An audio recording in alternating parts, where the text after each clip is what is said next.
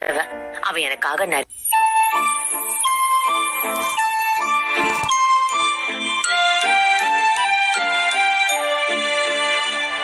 Episode 26.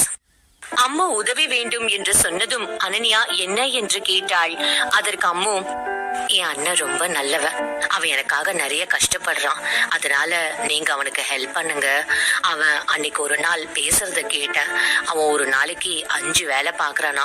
எனக்கு உடம்பு நல்லா இருந்ததுன்னா நான் ஹெல்ப் பண்ணி இருப்பேன். ஆனா நானும் அவனுக்கு கஷ்டத்தை கொடுக்கறேன். பிளீஸ் என் அண்ணாவை பெரிய ஆளாக்கிடுங்க என்று சொன்னாள். அதை கேட்டு அனன்யா அவளை பார்த்து சிரித்தவள், கண்டிப்பா நான் அதை செய்வேன் என்று சொன்னாள். அதன் பிறகு அவர்கள் இருவரும் பேசிக்கொண்டே இருந்தார்கள். நீண்ட நாட்களுக்கு பிறகு ஒரு புது முகத்தை பார்ப்பதால் அம்மு அனன்யாவிடம் பேசினாள்.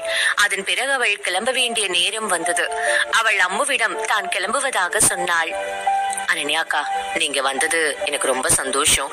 என்ன அடிக்கடி பார்க்க வருவீங்களா என்று கேட்டாள். அதை கேட்ட அனன்யா, நான் கண்டிப்பா உன்னை பார்க்க வருவேன் என்று சொன்னாள். அதன் பிறகு அனன்யா அங்கிருந்து கிளம்பி கதவின் அருகே செல்ல அவளை அழைத்தாள் அம்மு. அதை பார்த்த சத்யா, அம்மு நீ உங்ககிட்ட நிறைய பேசிட்ட, இப்ப அவங்கள போக விடு என்று சொன்னான்.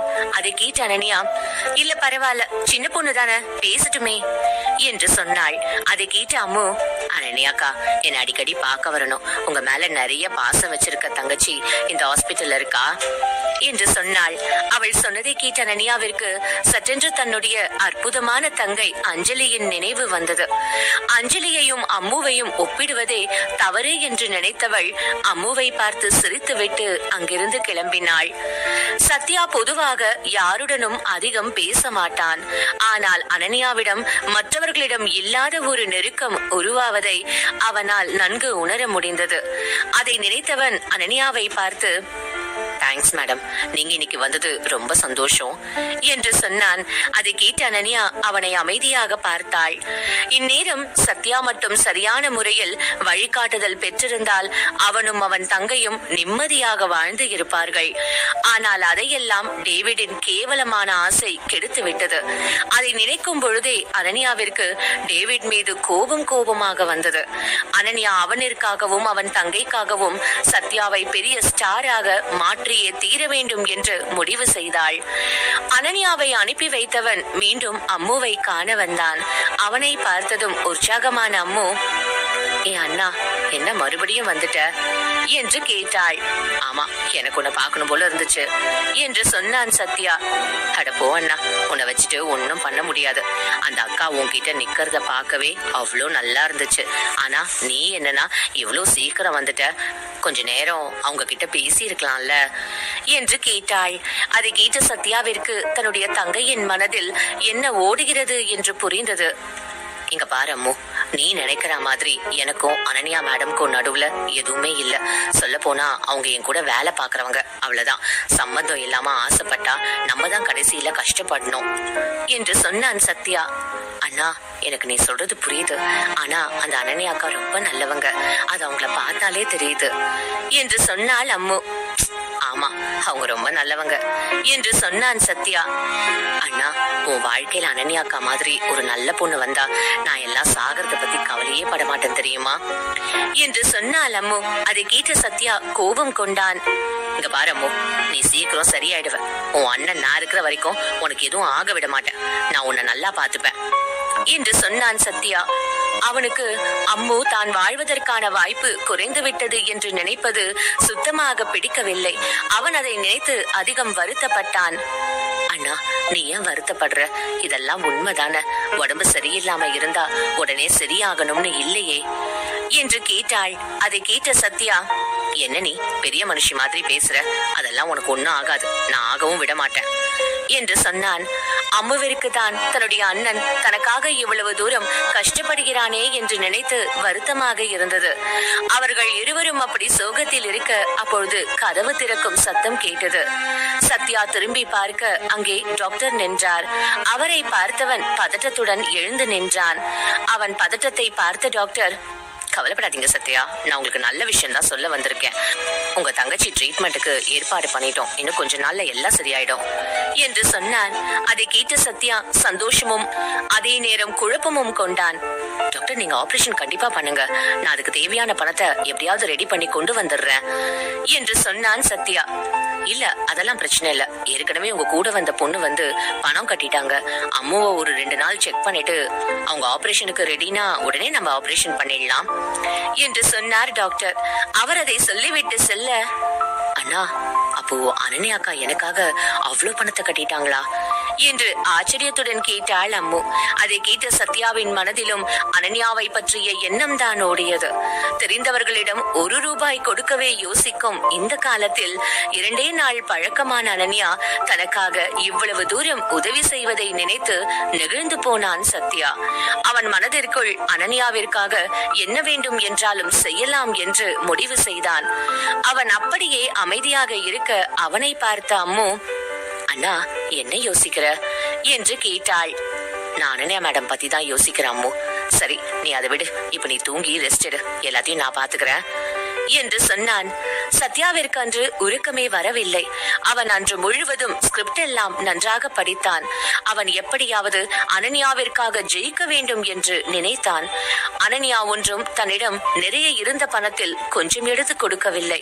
அவள் கிட்டத்தட்ட தன்னிடம் இருந்த மொத்த பணத்தையும் கொடுத்து இருந்தாள். அனன்யா வெளிநாட்டிற்கு செல்லும் பொழுது கையில் அவ்வளவாக பணம் இல்லை. அதனால் அவள் ஒவ்வொரு ரூபாயையும் மிகவும் கஷ்டப்பட்டுதான் சம்பாதித்தாள். அது மித்ரன் படிப்பு செலவுக்கு ஆகும் என்று சேர்த்து வைத்து இருந்தாள். ஆனால் தன்னுடைய கண் முன்பே ஒரு சிறுமி இறந்து கொண்டிருக்கும் பொழுது அனன்யாவால் அந்த பணத்தை சேமித்து வைக்க முடியவில்லை. அதனால் தான் அவள் அந்த பணத்தை அவள் அம்முவின் ட்ரீட்மெண்டிற்காக கொடுத்தாள். ஆனால் அவள் பணத்தை தானமாக கொடுத்தாள் என்று சொல்ல முடியாது. அவள் சத்யாவை பெரிய ஸ்டாராக மாற்றிய பிறகு அந்த பணத்தை பெற்றுக்கொள்ளலாம் என்று நினைத்தாள். அவள் ஹாஸ்பிட்டலில் இருந்து நேராக மித்ரன் ஸ்கூலுக்கு சென்றாள். அடடா, இன்னைக்கு லேட் ஆயிடுச்சு போலியே, மித்து என் மேல கோவப்பட போறான். இன்னைக்குதான் அவனுக்கு நார்மலா ஸ்கூல் ஸ்டார்ட் ஆகி இருக்கு. சோ அவன் என்ன ரொம்ப எக்ஸ்பெக்ட் பண்ணுவான். எல்லா பசங்களுக்கும் அம்மா அப்பா எல்லாம் வந்து கூட்டிட்டு போயிருப்பாங்க.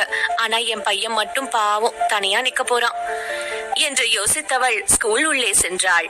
அவளுக்கு தான் வரவில்லை என்றாலும் சித்தார்த் மித்துவை அழைக்க வருவான் என்று கற்பனை செய்து பார்க்க கூட தோன்றவில்லை. ஏனென்றால் அது வீண் கற்பனை என்று அவளுக்கு தெரியும்.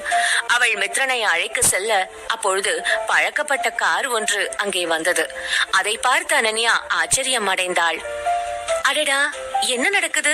சித்தார்த் கார் இங்க வருது. நிஜமாவே இவரு மித்ரனை பார்க்க வந்திருக்காரா என்று யோசித்தாள். அவள் அப்படி யோசனை செய்து கொண்டு நிற்க அவள் முன்பு கார் வந்து நின்றது. அதிலிருந்து ஸ்டைலாக இறங்கினான் சித்தார்த். அவனை பார்த்த அனன்யா ஆச்சரியத்துடன், ஆமா, நீங்க எதுக்கு இங்க வந்தீங்க என்று கேட்டாள். அதற்கு பதில் சொல்லாமல் சித்தார்த் அனன்யாவை மேலும் கீழும் பார்த்தான். உண்மையில் சித்தார்த் இங்கே வர நினைக்கவில்லை. செண்பகம்தான் அவனுக்கு கால் செய்து மித்ரன் ஸ்கூலுக்கு சென்று இருக்கிறான், அவனுக்கு அம்மா அப்பா அழைக்க வர வேண்டும் என்ற ஆசை இருக்கும், அதை கெடுக்க வேண்டாம், இல்லை என்றால் பிள்ளை ஏங்கி விடுவான் என்று ஏகத்துக்கும் எமோஷனல் டயலாக் அடித்து விட்டிருந்தாள். அதனால் தான் சித்தார்த் தற்காலிகமாக வேலையை ஒத்தி வைத்து விட்டு வந்தான். சித்தார்த்தின் வேலையை பற்றி ஓரளவுக்கு அறிந்த அனன்யா, எப்படி வர நேரம் கிடைச்சது என்று கேட்ட போது அப்பொழுது அங்கே மித்ரன், அம்மா அப்பா வந்துட்டீங்களா என்று கத்தியபடி ஓடி வந்தான். அவனை பார்த்து சித்தார்த் சிரிக்க மித்ரன் அவனை வந்து அணைத்து கொண்டான். சித்தார்த் அவனை தூக்கி கொண்டவன் அவனை பார்த்து சிரிக்க, அப்பா என்ன பார்க்கவா வந்தீங்க என்று கேட்டான் மித்ரன். ஆமா, உன்னை பார்க்கதான் வந்த என்று சொன்ன சித்தார்த் அவனை சென்று காரில் உட்கார வைத்தான். நடந்ததை எல்லாம் பார்த்த அனன்யா, அடப்பாவைகளா, நான் தானே அம்மா, இவங்க என்ன என்னைய கண்டுக்காம அவங்க பாட்டுக்கு போறாங்க. லாஸ்ட்ல பார்த்தா நான் தான் யாரோ மாதிரி இருக்கேன். எல்லாம் என் நேரம். இப்ப நான் ஏறலனா என்னை விட்டுட்டு போனாலும் போவாங்க என்று மனதிற்குள் நினைத்து கொண்டவள் காருக்குள் அமர்ந்தாள். அவள் முகத்திலேயே அவள் என்ன நினைக்கிறாள் என்று உணர்ந்த சித்தார்த் லேசாக சிரித்தவன், இந்த பொண்ணு என் மேல பொறாமப்படுறா போல என்று நினைத்து கொண்டான். மித்து, இன்னைக்குதான் உனக்கு ப்ராப்பரா கிளாஸ் எல்லாம் ஸ்டார்ட் ஆகி இருக்கு. சோ சொல்லு, எப்படி போச்சு இன்னைக்கு நாளு என்று கேட்டாள் அனன்யா. அம்மா, நான் ரொம்ப நல்ல பையன், சோ என்னை எல்லாருக்குமே பிடிச்சிருச்சு. அதோட அவங்க எனக்கு gift கூட கொடுத்தாங்க தெரியுமா என்று சொன்னான் மித்ரன். அப்படியா, என்ன கொடுத்தாங்க என்று கேட்டாள் அனன்யா. அதை கேட்டவன் அவளிடம் தன்னுடைய கையை திறந்து காட்டினான். அதில் நிறைய சாக்லேட் கேக் எல்லாம் இருந்தது. அதை பார்த்த அனன்யா, இதெல்லாம் உனக்கு பொண்ணுங்க தானே கொடுத்தாங்க என்று கேட்டாள். ஆமாமா, எல்லாரும் எனக்கு சிஸ்டர்ஸ். இப்போ என்கிட்ட இன்னும் நிறைய இருந்துச்சு. ஆனா நான் அதுல உங்களுக்கு என்ன பிடிக்குமோ அதை மட்டும் தான் கொண்டு வந்தேன் என்று சொன்னான் மித்ரன். அதை கேட்ட அனன்யா மகிழ்ச்சி அடைந்தாள். அவளுக்கு மித்ரன் எப்பொழுதும் தன்னை பற்றி நினைக்கிறான் எனும் பொழுது மிகவும் மகிழ்ச்சியாக இருந்தது. அதை நினைத்தவள் தன் மகனை பார்த்தாள். அவளுக்கு எப்படி பார்த்தாலும் மித்ரன் தன்னை போல இருப்பதாக தோன்றவில்லை. அவளுக்கு மித்ரன் அவன் அப்பா போலதான் இருக்கிறான் என்பது புரிந்தது. இவனோட அப்பா அழகா இருப்பான் போல, ஆனா அவன் யாருன்னு தான் எனக்கு தெரியல என்று மனதிற்குள் நினைத்து கொண்டாள். அதே நேரம் இவர்கள் உரையாடலை பார்த்து சித்தார்த் அதை அதிகம் ரசித்தான். ஏன் என்று தெரியவில்லை. அவர்கள் இப்படி பேசுவது அவனுக்கு பிடித்திருக்கிறது. அவனை அறியாமலேயே அவன் மனம் மித்ரன் மற்றும் அனன்யா அருகில் லேசாகிறது. அதையெல்லாம் யோசித்தவன் வேறு எதுவும் பேசாமல் வெளியே பார்க்க தொடங்கினான். வீட்டிற்கு வந்ததும் மித்ரன் தன்னிடமிருந்த சாக்லேட்டை கொண்டு சென்று செண்பகத்திடம் கொடுத்தான். அதை பார்த்த செண்பகம் மகிழ்ந்து போனார். அடடா, என் செல்ல கண்ணா, பாட்டிக்கு நீ சாக்லேட் எல்லாம் கொண்டு வந்திருக்கியா? ரொம்ப சந்தோஷம். பாட்டி இன்னைக்கு உன்னை ரொம்ப மிஸ் பண்ண என்று சொன்னார். நானும் தான் பாட்டி என்று சொன்னான் மித்ரன். அதை கேட்ட பாட்டி அவனுக்கு முத்தம் கொடுத்து விட்டு, இன்னைக்கு நைட்டு நான் உனக்கு பிடிச்ச சாப்பாடு தான் பண்ணி தருவேன் என்று சொன்னார். அதை கேட்ட மித்ரன் இன்னும் குஷியானான். இரவு நேரம் வந்தது. அனைவரும் சாப்பிட்டார்கள். சித்தார்த்திற்கு நிறைய வேலை இருந்தது. எனவே அவன் நேராக தன்னுடைய ஸ்டடி ரூமுக்கு சென்று விட்டான். அதே நேரம் அனன்யாவும் சத்யாவை பிரபலமாக்க ஏதாவது வழி இருக்குமா என்று தேட ஆரம்பித்தாள். இப்பொழுது இருக்கும் நிலையில் மீண்டும் சத்யாவை எப்படி பிரபலமாக்குவது என்று அனன்யாவிற்கு தெரியவில்லை. ஆனால் அவள் வழி தெரியவில்லை என்று சோர்ந்துவிட விரும்பவில்லை. அவள் அமைதியாக வழியை தேடிக்கொண்டு இருந்தாள். சத்யா பிரபலமாக நிறைய நாட்கள் எடுத்தால் அது சத்யாவுக்கு மட்டுமல்ல, அனன்யாவிற்கும் பிரச்சனைதான். அதன் பிறகு அவள் மிகவும் மோசமான சூழ்நிலையை சந்திக்க வேண்டும். அதற்காக அவள் பிளான் போட்டுக்கொண்டு இருக்க அவள் அருகில் விளையாடி கொண்டிருந்த மித்ரனுக்கு உறக்கம் வந்தது. எனவே அவன் அமைதியாக தூங்க சென்றான். மித்ரன் எப்பொழுதும் அப்படித்தான். அவன் அனன்யாவை தொந்தரவு செய்ய மாட்டான்.